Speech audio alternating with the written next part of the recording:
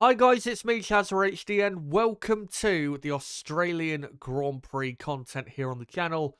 And of course, tonight, the weekend preview for the Australian Grand Prix that begins in, a day and a half or so in terms of the practice sessions.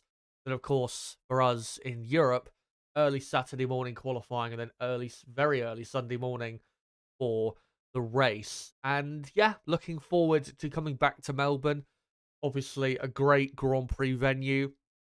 Last couple races at Melbourne have been decent, if not good, you would say. I mean, you could argue last year's race in Melbourne was one of the best we had through the entire course of the season. So yeah, hopefully we get something a bit better than what we got in Bahrain and Saudi Arabia. Because I'll be honest, at the minute, in terms of my feeling about, the 2024 Formula One season, it's very similar to how I felt after the first two races of 2023, where obviously Red Bull had two 1-2 finishes. The rest of the field were, still pretty far away. And you look at the field right now, maybe not compared to this time last year, but compared definitely to the end of last year, it doesn't feel like that much is different to 2023, when at least for 2023 compared to 2022 there were differences. Aston Martin being very competitive, McLaren then obviously became competitive, but this season it just doesn't feel like 2024's even begun. It just feels like 2023 has continued. So yeah, I hope that this weekend we can get an exciting Grand Prix, but I don't have the biggest hopes for that. I think we could get a decent race here in Melbourne, but I'm not gonna be sat here thinking that it's definitely gonna be exciting weekend, because sometimes in Melbourne, and I know obviously this was back when the track layout was different, but sometimes in Melbourne you can get chaos like we had last year, and then other times you can get just a very dull, boring event. So we'll see what happens, and fingers crossed it will be a weekend to remember. But hello to all of you. Hope you're all doing well after the last. It's been almost a couple of weeks since I last talked to you guys for the Saudi Arabian Grand Prix. Just want to say quickly, apologies that I didn't do a stream on Sunday.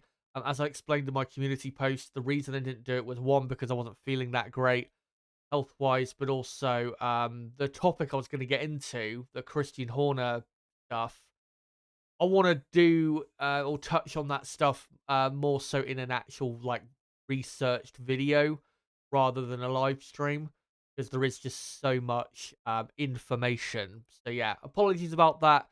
But yeah, obviously now we're it's race week.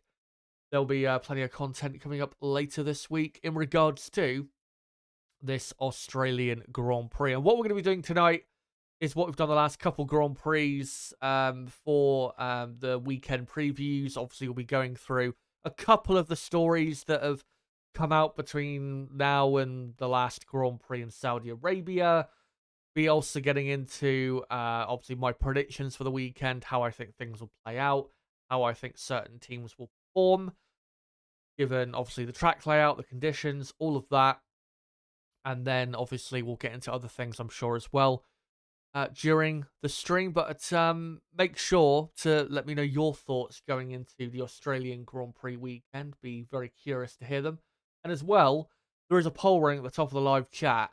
Make sure to vote in that poll in regards to who do you think will be the closest competitor to Red Bull this weekend. But also, just want to say again, hello to you guys, but also, again, as I usually say, no matter what time zone it is in your part of the world, I hope you're all having as best and safe time as possible. But let's get into it.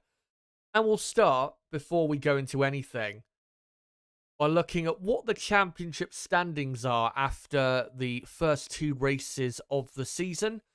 So Max Verstappen obviously leading the championship on 51 points. He is 15 points clear of Sergio Perez, who is only 8 points clear of Charles Leclerc. And that top three in the championship, I've got to be honest, I don't see being really any different the rest of the season, because of how far clear Red Bull and Ferrari look. at the moment of the rest of the pack. Mercedes then have a driver somehow up in 4th place of the championship in George Russell. Of course, finished 6th in Saudi Arabia, 5th in Bahrain, and doing very well to be that high in the championship because Mercedes' car, as we saw in Saudi Arabia, is pretty bad.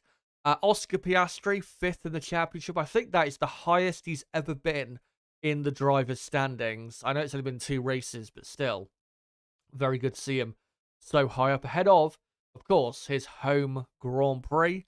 Carlos Sainz in 6th, of course, did not do the Saudi Arabian Grand Prix due to the appendicitis, and I can update you guys that Carlos Sainz will be in the car this weekend, thankfully. So good, quick recovery for Carlos, and hopefully he is 100% and ready to go. And if he is, I think he's got a decent chance of maybe a podium this weekend in the Ferrari. Fernando Alonso then in 7th place.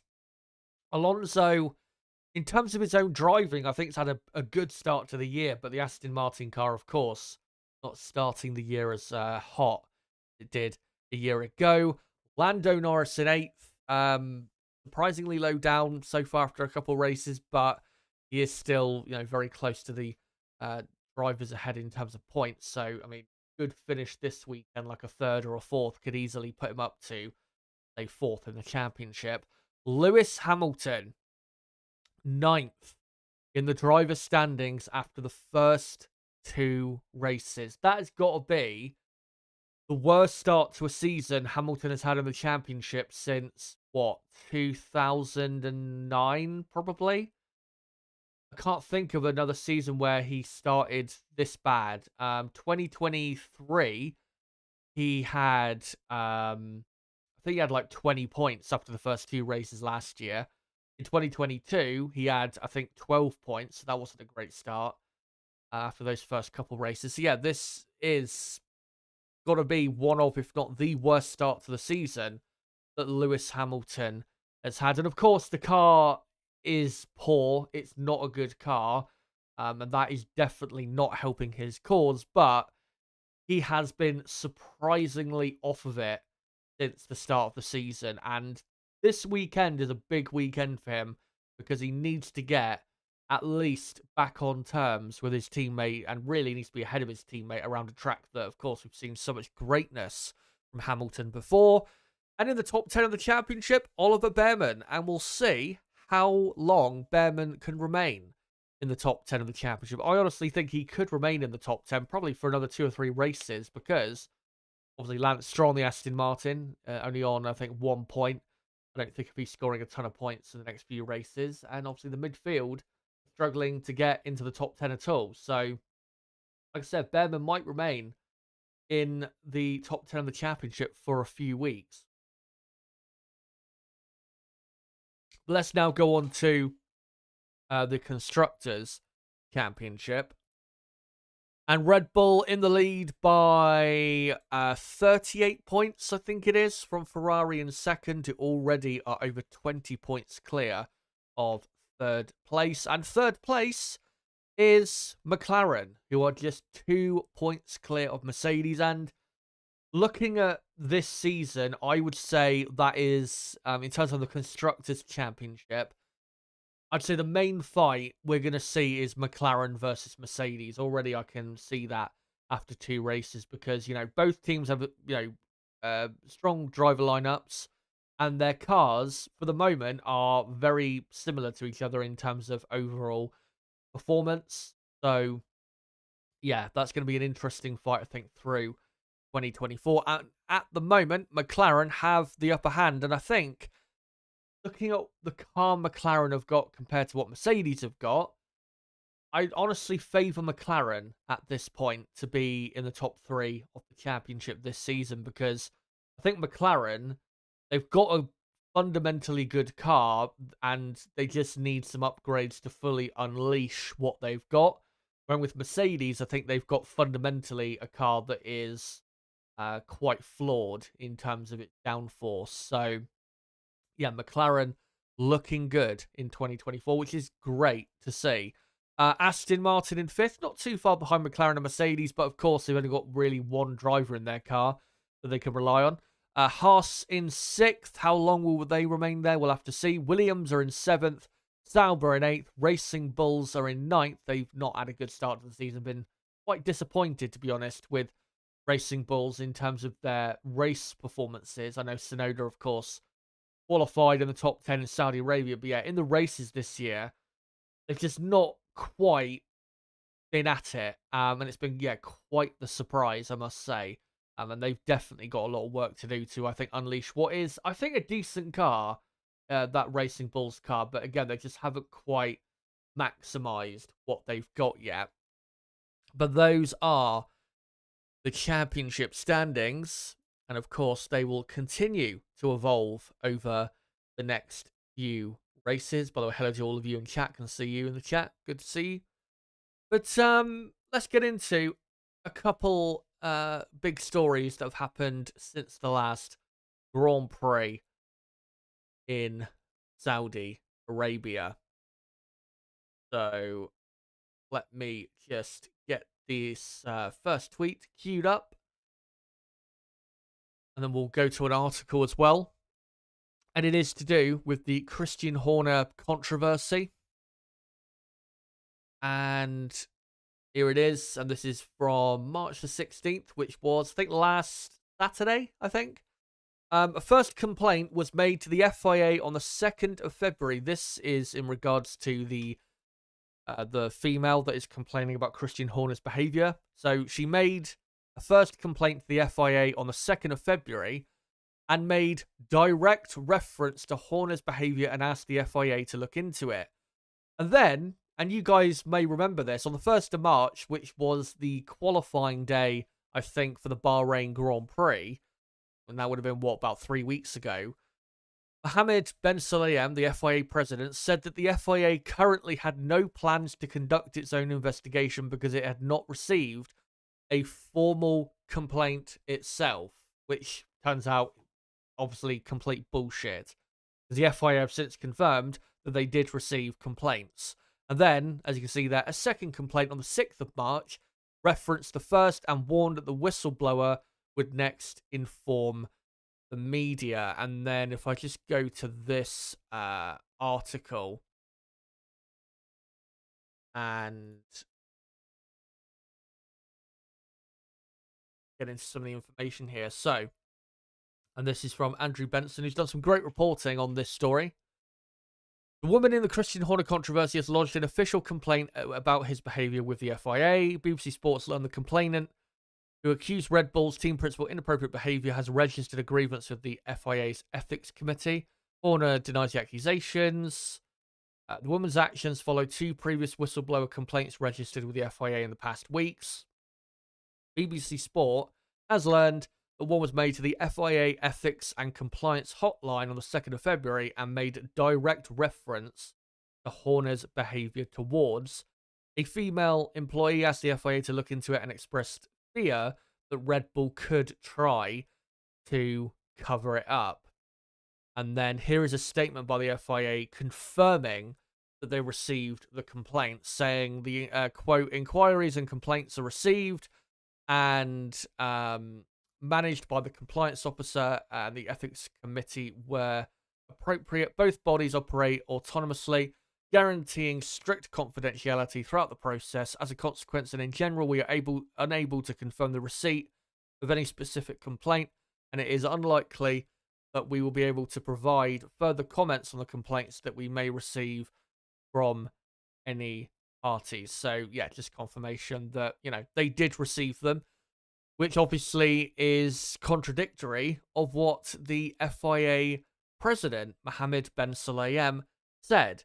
So, you know, what is going on here? Is the FIA president trying to cover up for Christian Horner? Is he trying to protect Christian Horner, protect Red Bull?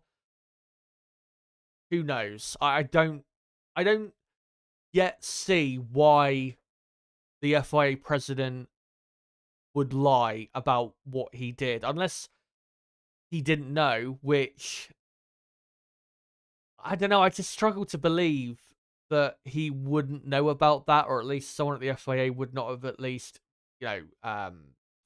let him know about a complaint about, something of this nature. Yeah, it's just strange to me. Quite strange behavior. And don't worry, we're going to get into some more info when it comes to the FIA president. But we'll see now what happens. Now it's in the hands of the FIA. Hopefully, the FIA actually do something rather than just nothing.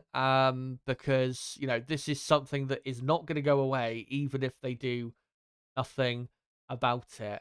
And we need to see sooner rather than later a proper conclusion to this whole thing, because it's obviously not a good situation. It's not good for Formula One.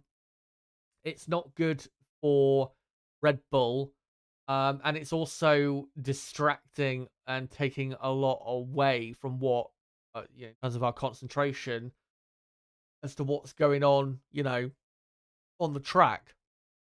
Because so far this season, even though we've had 2 races, the most notable thing that's happened so far is, off the track stuff and the possible civil war, let's say, at Red Bull Racing. So I really hope that, soon there'll be a proper conclusion to this. And I stand by what I've said previously, looking through the evidence and looking through all the little bits of, news updates that come with this story. I do believe that Christian Horner should be let go because, one, it's really bringing the name of Red Bull into disrepute, but also it's causing a massive fracture within the team, because clearly there is now division within the team. You've got, Helmut Marko, Max Verstappen, Adrian Newey, basically on their way out unless Horner leaves.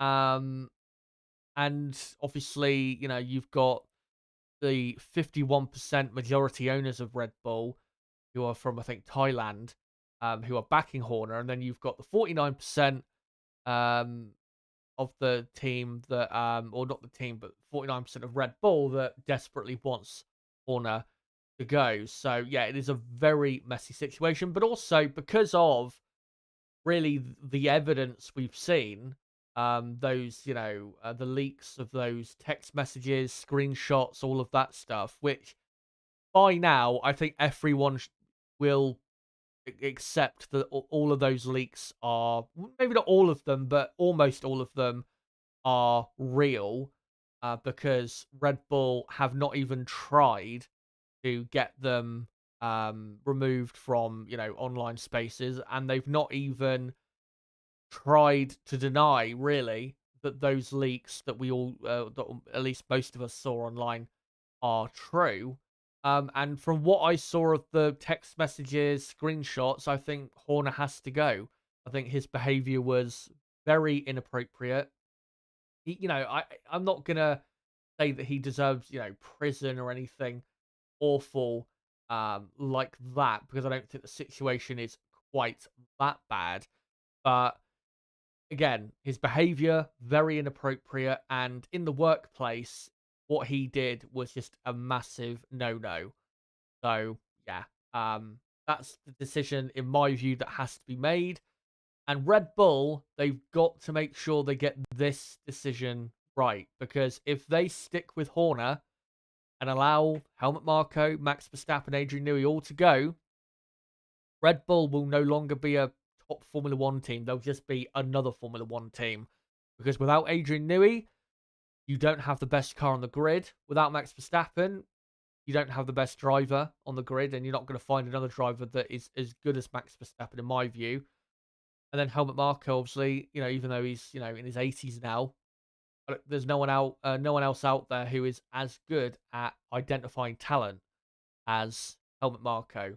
So the decision, I think, is clear for Red Bull, but again, because of internal politics, it's making the situation very messy within that Red Bull team. But seemingly is not affecting their on-track performance. too much, which, at least from Red Bull's point of view, is good to see. But I said that with the FIA president that there was some news to do with him, and we'll just quickly get into that. And also, I've actually just seen some other news that I can actually just quickly get into in regards to Mercedes-Benz, which some of you Mercedes fans out there might be interested to know. Mercedes have signed Simone Rester as new strategic development director. You may remember this guy, Simone Rester. He was the designer of the technical director of the Ferrari team a couple times. He did design a couple Ferrari cars over the years. He went to Alfa Romeo for a couple years. And yeah, they have, and this is from today, 11 hours ago, ladies have signed former Ferrari designer Simone Rester as their strategic development director. And the recruitment apparently is a key part of Mercedes' restructuring process so they can return competitiveness. And it does state that he did work previously with James Allison, who is the technical director of Mercedes, when they were both at Ferrari, and says that the Italian will join Mercedes sometime in 2025. But let's get into this. So the FIA has cleared its president, Mohammed Ben Sulayem, over race interference claims. Now, the claim, just so we're clear, let me just go back to this a second. So the claim is that Mohammed Ben Sulayem rang up I think, was it the Minister for Middle East Motorsport Affairs, something like that. Apparently he called him after the Saudi Arabian Grand Prix of last year, after Fernando Alonso was given a penalty for the team touching his car during the serving of a penalty at a pit stop. Apparently, the FIA president called that guy and said that the penalty should be overturned and that Alonso's podium should be reinstated. That is the allegation. Obviously, Alonso's podium was reinstated, but whether it was because of, the FIA president making some maneuvers, it appears that those claims are unfounded. So, and also cleared of the Las Vegas stuff. And the Las Vegas stuff is basically where a whistleblower claimed that the president told officials not to certify the Las Vegas circuit for last year's Grand Prix. So it goes on to say, Mohammed Ben Sulayem was alleged to have intervened in overturning the penalty for Alonso at the Saudi Arabian Grand Prix, and also claimed the president told officials not to certify the Las Vegas circuit for last year's race. The FIA said there was no evidence to support the claims, and they said, quote, concerns over the potential interference were brought to the attention of the compliance officer and passed subsequently to the ethics committee. After reviewing the results of the inquiries, the ethics committee were unanimous in their determination there was no evidence to substantiate allegations of interference of any kind involving the FIA president Mohammed Ben Sulayem. And a robust and wide-ranging independent review spanning 30 days and interviewing 11 witnesses was conducted, the FIA added, which cleared Ben Sulayem of any wrongdoing. So, looks like those claims were complete bullshit, which, to be honest, I did think at the time they were a bit, maybe not the Las Vegas one, but the claim about him, intervening to overturn a penalty for Fernando Alonso, I did think that was quite far-fetched in terms of, that actually happening, and I did think it is as well. And I think I even said on stream a couple weeks ago when I talked about it that it would be incredibly hard to prove that he actually intervened. And clearly, as you saw, after what was it? A review of spanning 30 days, and they interviewed 11 witnesses. If they interviewed 11 witnesses and did a proper review spanning a month and they found literally no evidence, then, it tells you that it was complete bullshit. What I'm wondering though, because obviously there is a bit of a power struggle going on at the moment with, the FIA president and Liberty Media in regards to, the way Formula One's being run, the admittance of certain teams like Andretti, the financial side of, Formula One as well.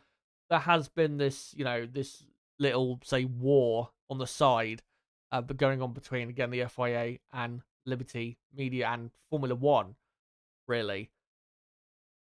I'm And again, I'm not claiming that this is true, because I don't have evidence to claim that this is something that is reality.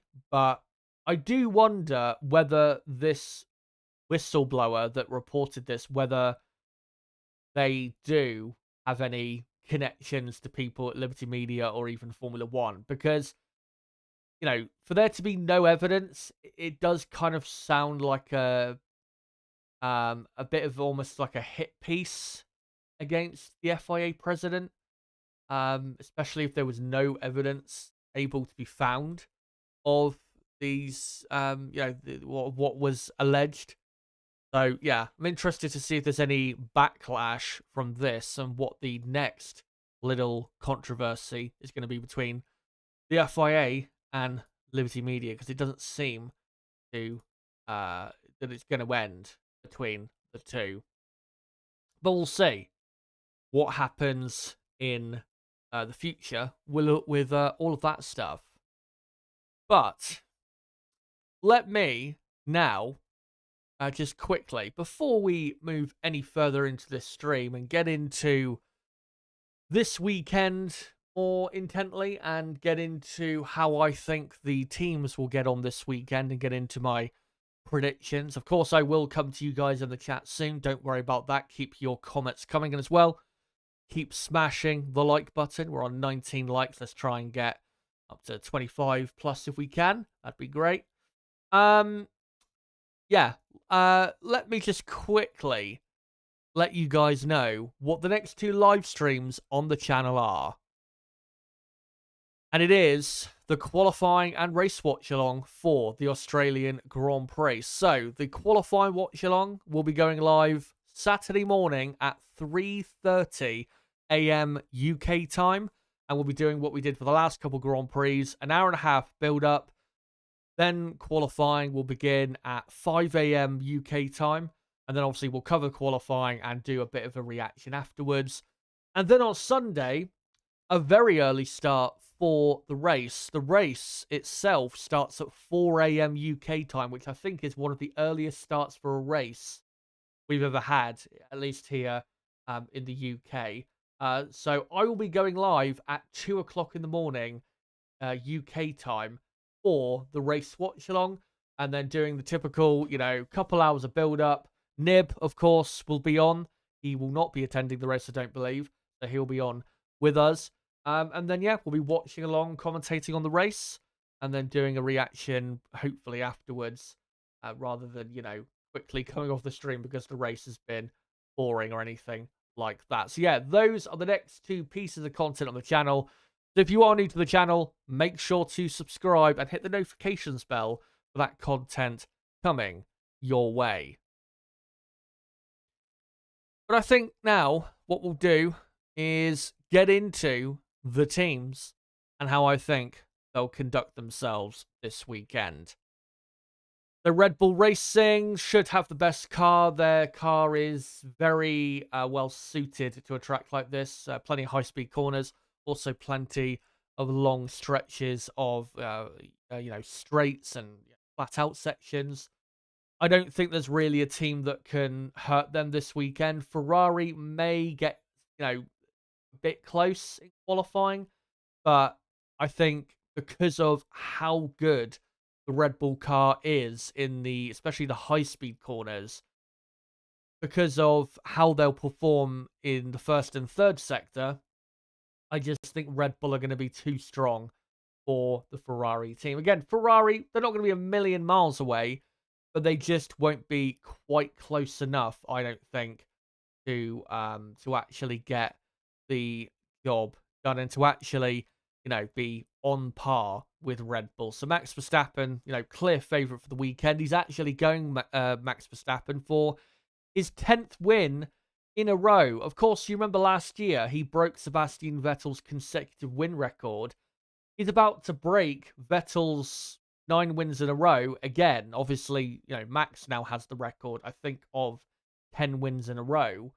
So yeah, Max is about to equal his own record and probably will break his own record because honestly, at the moment, I cannot see another team fighting Red Bull, for a race win right now. Definitely not this weekend and definitely not the next Grand Prix in Japan where I think they'll be super, super strong there.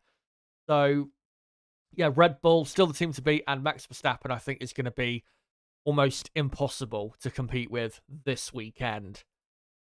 Ferrari should have quite clearly the second best car this weekend.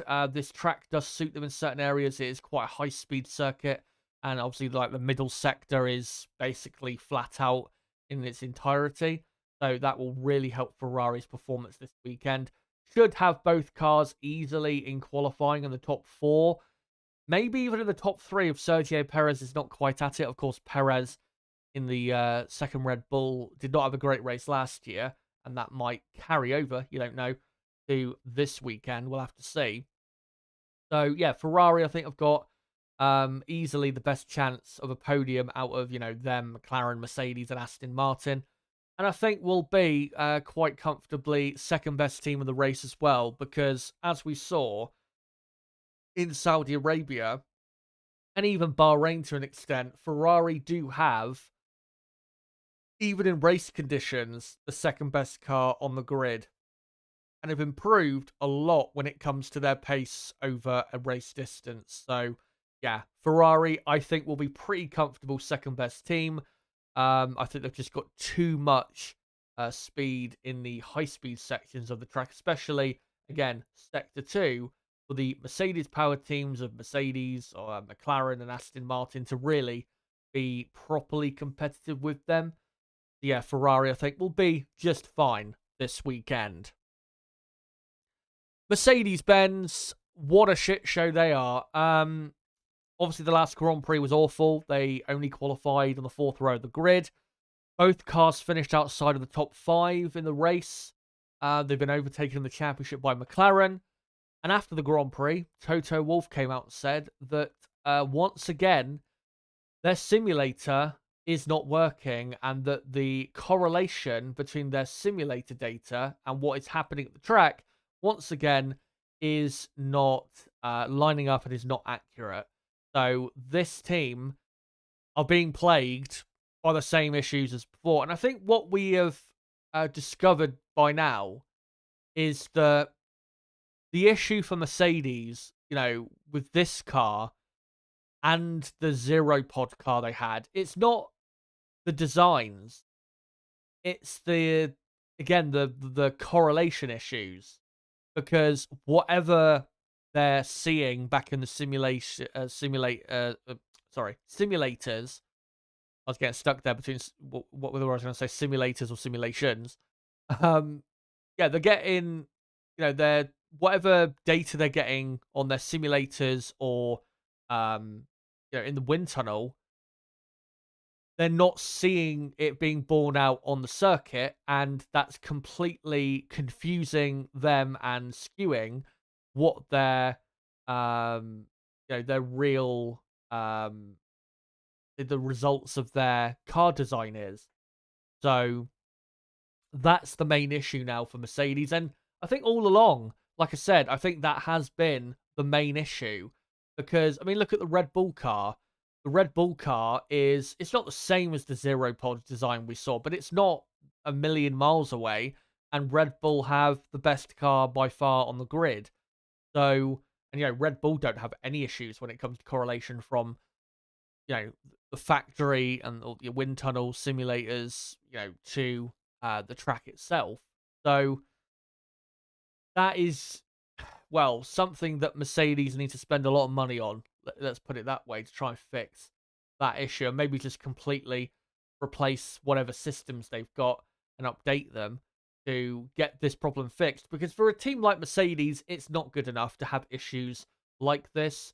It's happened before with other teams. I remember Red Bull had it a few years ago. I think Ferrari may have had it a few years ago, but it was more so temporary. Mercedes have had these problems for like 2 to 3 years. Way, way, way too long for a team like Mercedes-Benz. In regards to this weekend, though, I did hear there might be an upgrade coming this weekend, but I don't know if that is true or not. We'll see tomorrow if there is actually an upgrade for the Mercedes team. But yeah, I don't see them being competitive this weekend. I don't think they're going to be even the third best team here in Melbourne, because lots of high-speed corners here. And as we saw in Saudi Arabia, and there was a great indication of it when Lewis Hamilton late in the race was following Lando Norris, as they were both on fresh, soft tyres. When they entered that first sector at the Jeddah circuit, which is all high-speed corners, the McLaren pulled out like a second on the Mercedes. I know, of course, Hamilton was in the dirty air, so that didn't help, but it was such a clear indication as to where Mercedes are lacking in 2024. Their car, in a straight line is decently quick. It's much more efficient than it was. It's not as draggy as it was a year ago. But in terms of the downforce, it is quite poor what they've got. And it's a lot closer to being really a midfield car than it is being like a front-running, potential podium scoring car. So, yeah, Mercedes, around this track, with the type of flow the track has, I just don't fancy them this weekend. And really, I'm not fancying Mercedes to have good results probably until we get to the start of the European season, where they can really start to upgrade in a big way this car. And it desperately needs upgrades, because the car right now is simply nowhere near good enough. So yeah, I think they'll probably be behind McLaren this weekend, just about. I still think it'll be close to the two teams, but I think McLaren will just about have, let's say, the edge over Mercedes. And then Aston Martin, I think also they will be in qualifying very close to one another with Mercedes. Probably Aston Martin ahead of Mercedes in qualifying, but in the race, it'll probably come back more so towards Mercedes in terms of who has the better raw pace in those conditions. But in terms of whether they'll even finish in the top 5 this weekend, I think they'll do well to have that type of result. I really do, because I think they're going to have quite the struggle compared to the other Mercedes-powered teams of McLaren and Aston Martin. Of course, there is Williams, but they're not going to be quite strong enough. McLaren, yeah, good result in Saudi Arabia. Oscar Piastri finishing in P4, Lando Norris finishing in 8th. A decent amount of points for the McLaren team. And going into this Grand Prix, I think they've got a good chance of having a similar weekend. Obviously, they locked out the third row in Saudi Arabia, and then obviously Piastri got that P4. Brilliant race from him. Lando Norris was a bit unlucky that McLaren decided to keep him out, because I think Norris's pace was actually really strong, but because he was on the strategy he couldn't really get a good result out of it. He was needing really to rely on another safety car, which unfortunately for him was, not going to happen. So yeah, McLaren, it was a good weekend for them. And I think they'll have another good weekend. It's going to be still very close between them, Mercedes and Aston Martin, who are all, at the moment, pretty close to one another. And I think through some of the first sector and definitely the final sector, McLaren are going to be very, very strong. The only issue is, of course, the middle sector is basically just flat out. And McLaren, as we've seen so far, they have got the worst straight line speed of any team. So they are really going to struggle in that middle sector. And if they do struggle a bit more than expected, that is probably going to be why. Because it's going to hurt whatever potential great performance they may have in the car. So yeah, we'll see how they can, figure out, how to try and get a decent grid position. Maybe McLaren might take a bit more wing off their car this weekend just to make sure they're competitive enough in that middle sector. That's something we definitely could see. Yeah, we'll see, if that does happen for them. But I think they'll be on pure pace. I think in the race, probably the third best team. And then in qualifying, again, very close with Aston Martin and Mercedes. And also decided in qualifying in terms of that battle between the drivers rather than the performance of the cars. Aston Martin, it's weird with Aston Martin because in Saudi Arabia, in qualifying, they were very competitive. They had probably the second best car in qualifying. Alonso just didn't quite deliver that good of a lap in the final part of qualifying to get on the front row, which I think, to be honest, he probably should have been.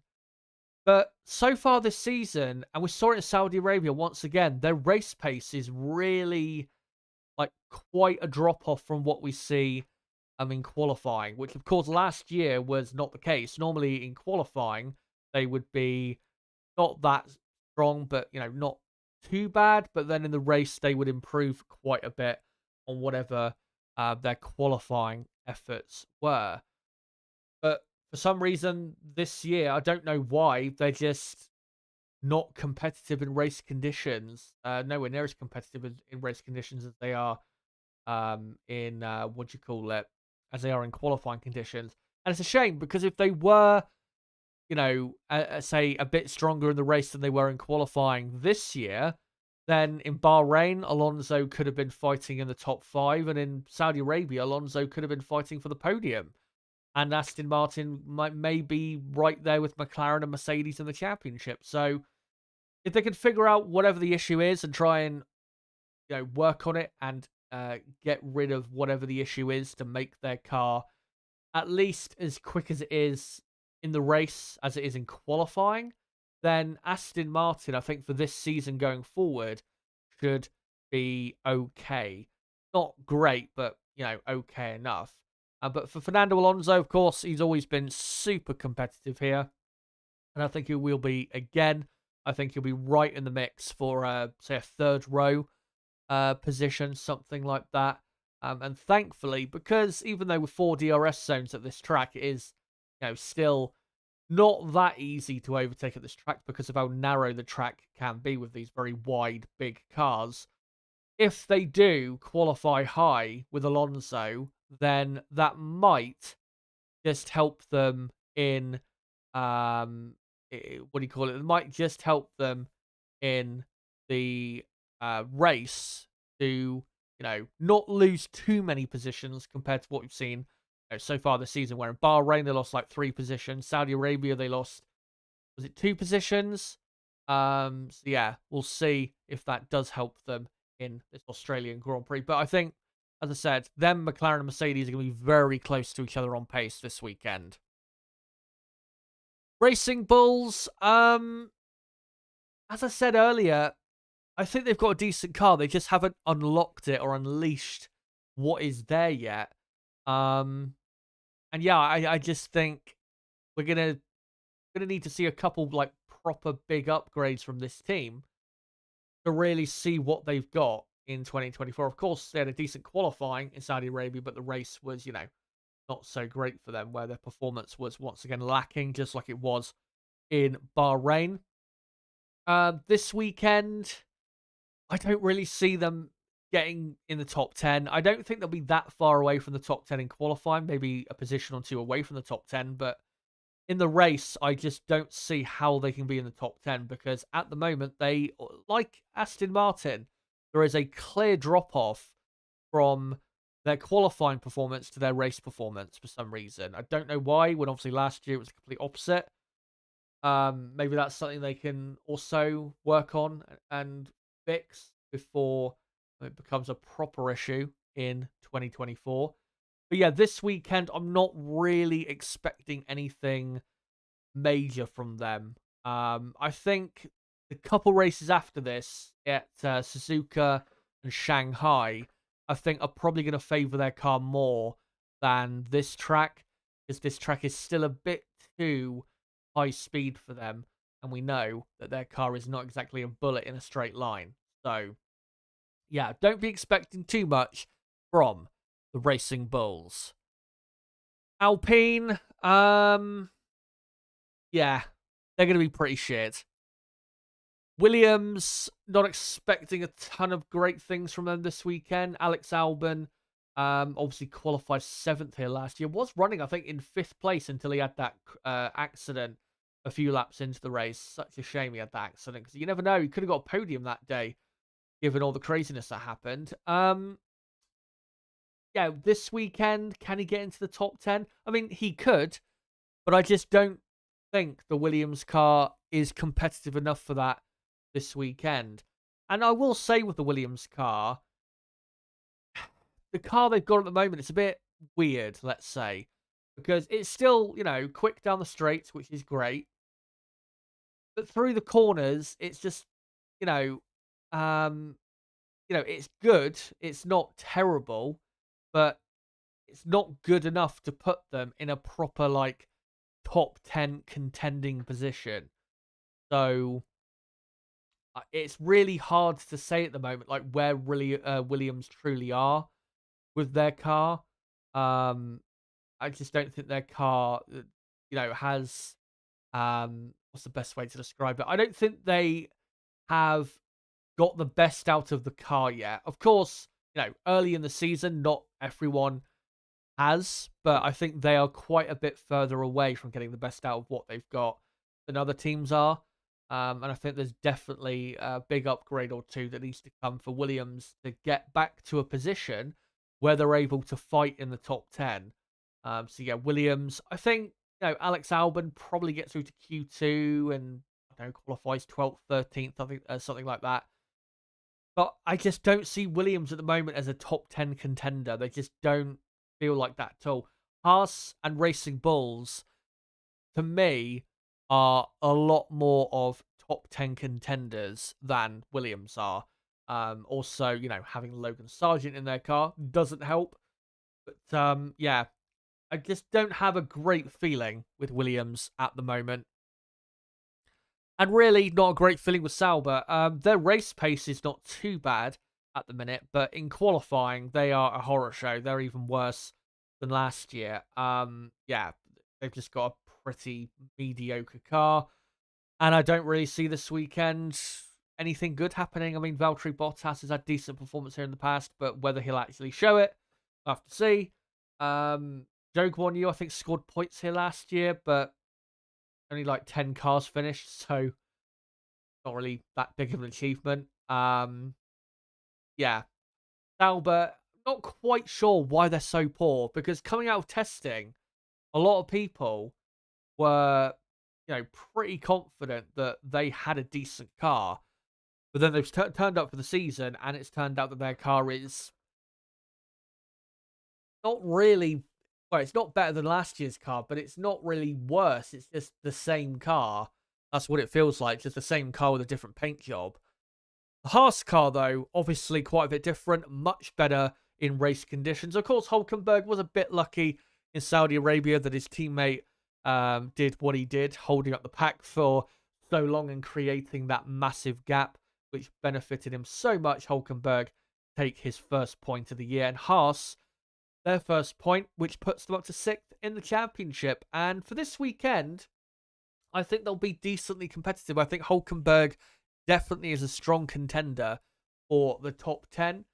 Kevin Magnussen probably is going to do the same as what he usually does and be quite far away from his teammate. But Hülkenberg, if you remember last year in this Grand Prix event, Hülkenberg not only qualified in the top 10, he also finished in the top 10. I think finished in, what was it, 7th place or something, and he was running in the top 10, I think, for the entire race pretty comfortably.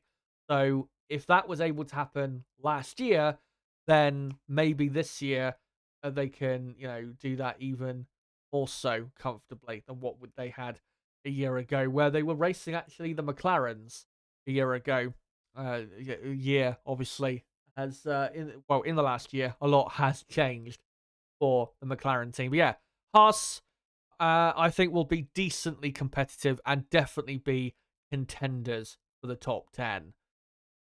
But here is my predictions for the weekend. Of course, qualifying first, and I've gone with the predicted gaps through the field. So for qualifying, I think Max Verstappen will take pole position. From the two Ferraris, second and third, third of a second back, Leclerc second, Sainz third. Perez, I think, will be half a second away from Max in fourth. Fernando Alonso, I'm going to go in fifth, with Lando Norris in sixth, Russell seventh, Hamilton eighth, Piastri ninth. Now, for any Aussies out there, maybe even Nib if he's listening, the reason I've gone Piastri in ninth is because still, I think, compared to Norris around most tracks, there is still a slight deficit in qualifying that Oscar has. But, I will admit that it is very possible with, say, Piastri, that he could end up qualifying in sixth or even fifth place. It is definitely possible because, again, McLaren, Mercedes, Aston Martin are all going to be very close to one another. So, in terms of, from fifth to ninth on the grid, it could really be anything out of those, five cars. So, we'll see how it ends up, but that's how I think it will end up. And then, making the top 10, I think, will be Nico Hülkenberg in P10. Always been pretty strong in Melbourne as Hülkenberg. I think he's scored points here. I don't know how many times, but it's been a lot of times. A lot of times he scored points here. Not just scoring points, but good points, like 7th, 8th, positions like that. And then in the race, this is how I think it'll play out, and I'll go with predicted gaps just to illustrate how I think it'll, shake out, play out, whatever you want to call it. Max Verstappen, I think, will win the race from Charles Leclerc by about 21 seconds, which is about a pit stop. Just over a pit stop. Sergio Perez will have a bit of trouble passing Carlos Sainz, but will eventually finish in third. With Carlos Sainz in fourth, Lando Norris, I think, will finish in fifth. With Fernando Alonso sixth, George Russell seventh. Russell will finish in seventh because he will struggle to overtake Alonso. Hamilton will be eighth. Piastri will finish in ninth because he'll struggle to pass Hamilton once again, just like in Saudi Arabia. And Lance Stroll will finish in P10, mainly because the car is strong enough to finish in the top 10. So those are my predictions, guys, for this Australian Grand Prix.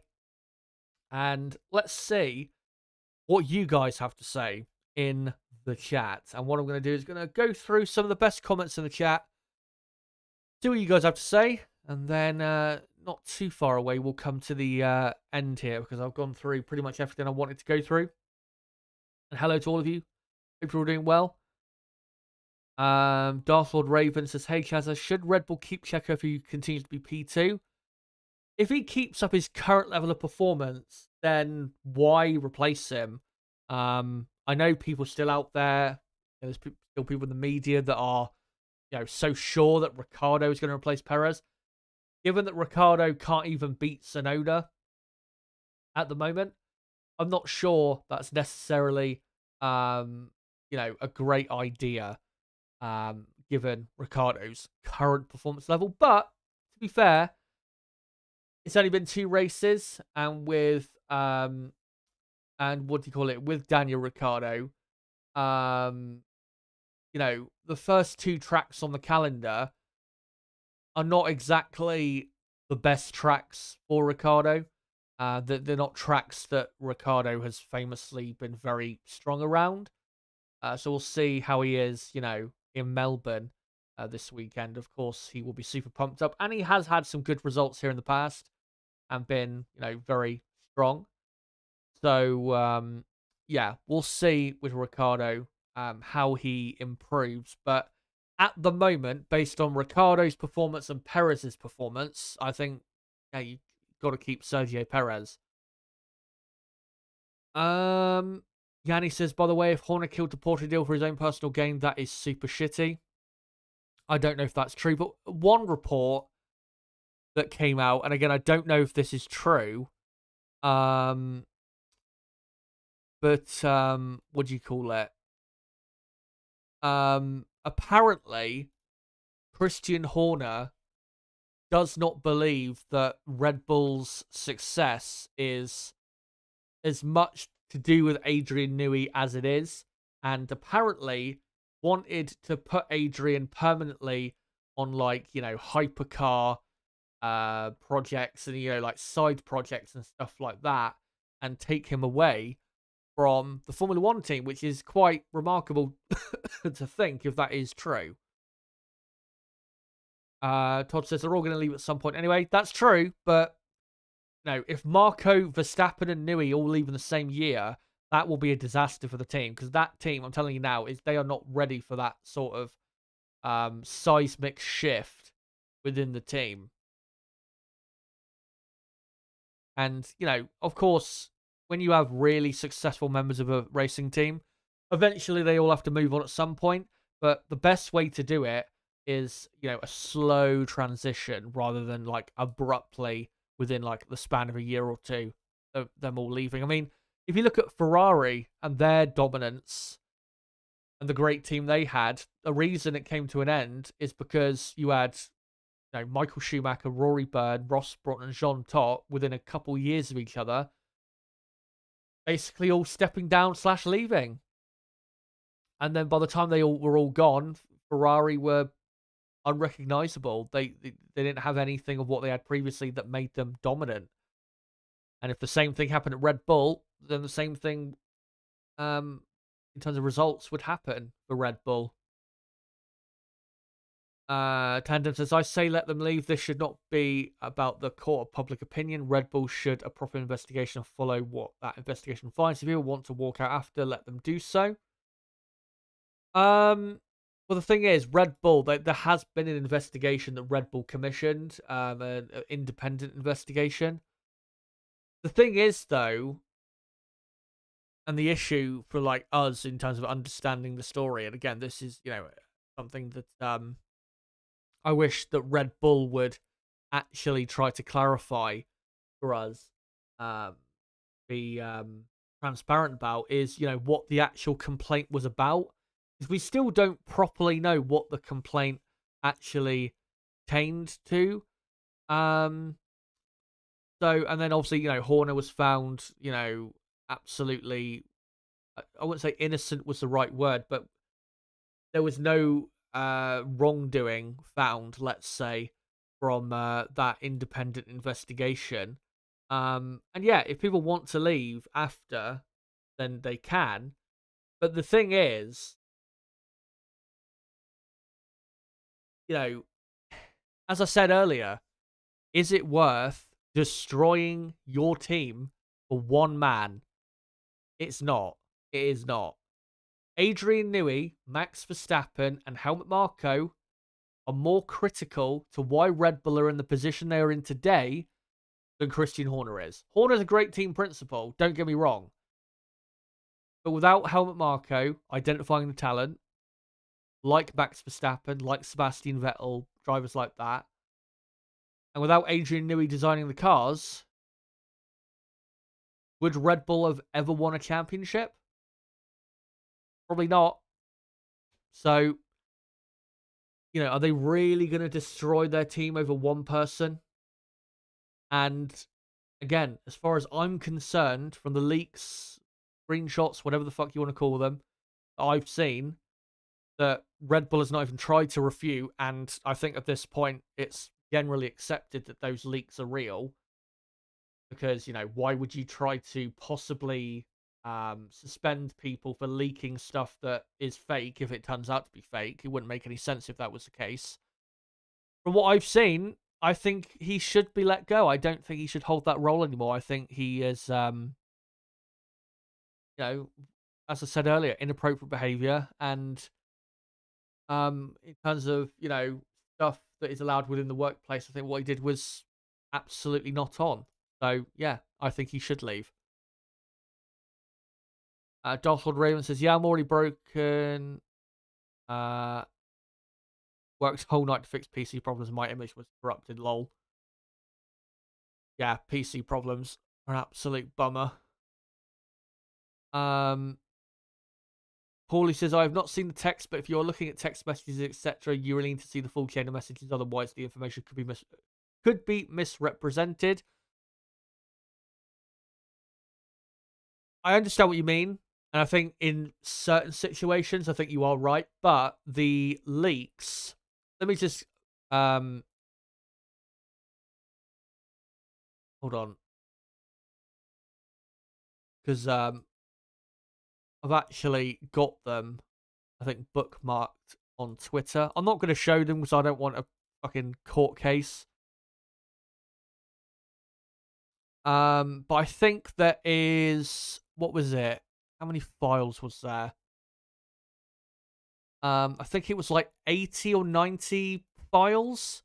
And 90% of those files were screenshots of texts between the female and Christian Horner. I think that many screenshots of messages, I think, is enough to understand the context of the situation. But again, I understand, if it was only like 5 or 6 messages or even just 10 messages, then I could understand what you mean in terms of, information being misrepresented and all of that.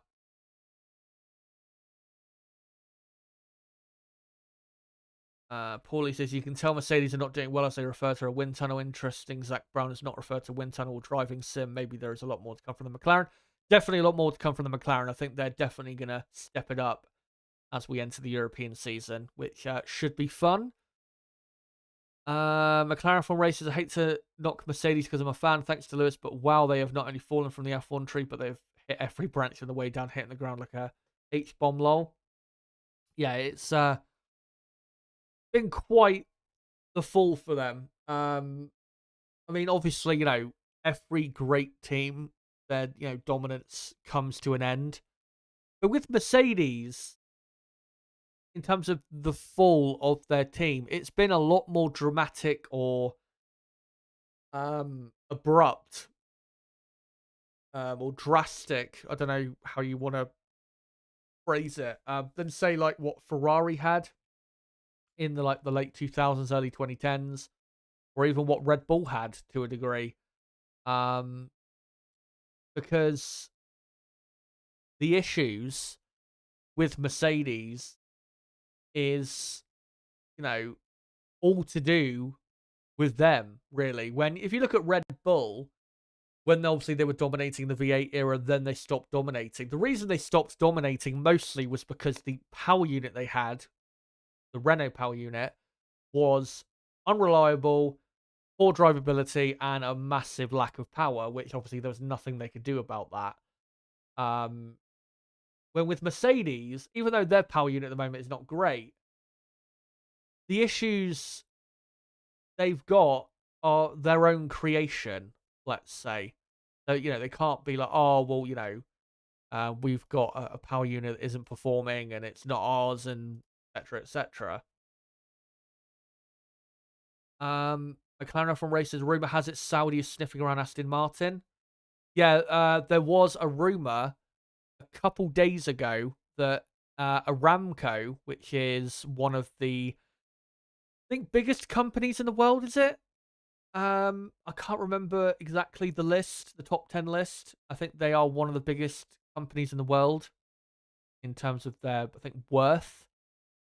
And they, of course, are, I think, one of, if not the title sponsor of the Aston Martin team. But apparently they want to take over the Aston Martin team and acquire Adrian Newey and Max Verstappen. We'll see if that happens. I would be very surprised if Aramco bought Aston Martin. Not because, Aston Martin wouldn't be willing to sell, but because the main man, Lawrence Stroll, the person running Aston Martin, running the Aston Martin Formula One team, he is so keen to, to make Aston Martin a success in Formula One and have it be his thing. And I don't think at the moment he would be willing to sell Aston Martin to Aramco unless he still retained all of the power that he still has, but whether he does or not, who knows. But yeah, I did see that story, but whether it's actually true, they Rooksfoot, good to see you, mate, says F1 hates Andretti so much they have manipulated them that they will have to take over Alpine. Music Monster Man's asks, so does Ryan Reynolds own a stake in Alpine or something? I read that on the news the other day, was like, what the fuck? Yeah, him, load of other celebrities as well. They own like a small stake in Alpine to try and increase funds, but clearly isn't working. Simon Cragland, good to see you, mate. I haven't seen you for a while, I don't think. Driver Marquis says in 2025 is almost impossible to call, but I would not be surprised if they got 2 new drivers next year. And also Simon asking, what do you think about Magnussen's defensive driving in Saudi Arabia? I think he should have got more praise for what he did. I did see the sporting director of Racing Bulls, Alan Permain, I think apparently was going to talk to the FIA about Magnussen's driving because according to him, it was the definition of unsportsmanlike behavior or unsportsmanlike driving. I think, Magnussen going off the track and then keeping his position, maybe you could argue that isn't good. But in terms of him, holding up the pack, there's nothing wrong with that. He wasn't driving dangerously. He was still driving at, a decent pace. He wasn't, driving way too slow to the point where it was, dangerous for cars behind. He wasn't braking super early, things like that. It's up to the other drivers to overtake. I mean, you see it all the time in, places like Monaco where a driver, will be at the head of a train of cars and will just, sit there, manage its tyres, knowing that the cars behind can't pass, and it's up to the other cars to overtake. Monster Man says, so they're just brushing the Horner thing under the rug for now and allowing him to run the team uninterrupted. Pretty much, but as I said, it's not going away. This story is not going away. They will have to make a decision at some point because in 2024, you cannot just sweep stuff like this under the rug. Even if you agree or disagree with the whole situation in terms of who's to blame and all of that, you can't sweep this stuff under the rug in 2024. It is impossible. But I think, guys, I'll bring the stream to a close. Thank you guys for coming along to this weekend preview. Quick reminder again as to what the 2 live streams on the channel will be this weekend. I'll be back live on Saturday morning on the 23rd of March, live at 3:30 a.m. UK time for the qualifying watch-along, and that'll be an hour and a half's build-up, then a watch-along of qualifying, and then I'll be live Sunday morning, very early, 2 a.m. UK time, for a 2-hour build-up to the Australian Grand Prix, where I'll be joined by my co-commentator Niblo to watch along that event. So make sure to join us if you can. And if you are new to the channel, make sure to subscribe for more content like this. Before you go, smash the like button if you haven't already. So let's try and get up to 30 or 35 likes if we can in total. Let me as well finish the poll in the chat where I asked you guys who is most likely to challenge Red Bull this weekend at the Australian Grand Prix. 55 votes and 69%. Interesting number.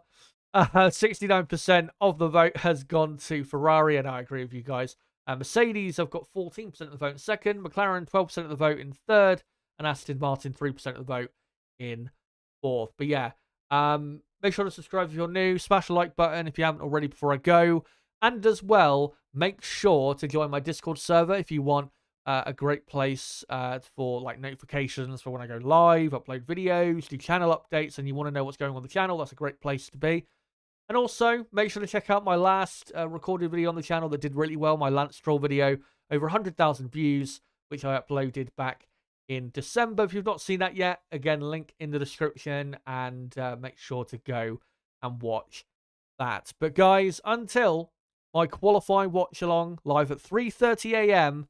on the early Saturday morning, UK time, of course, for qualifying for the Australian Grand Prix, it has been me, Chazza HD. Goodbye.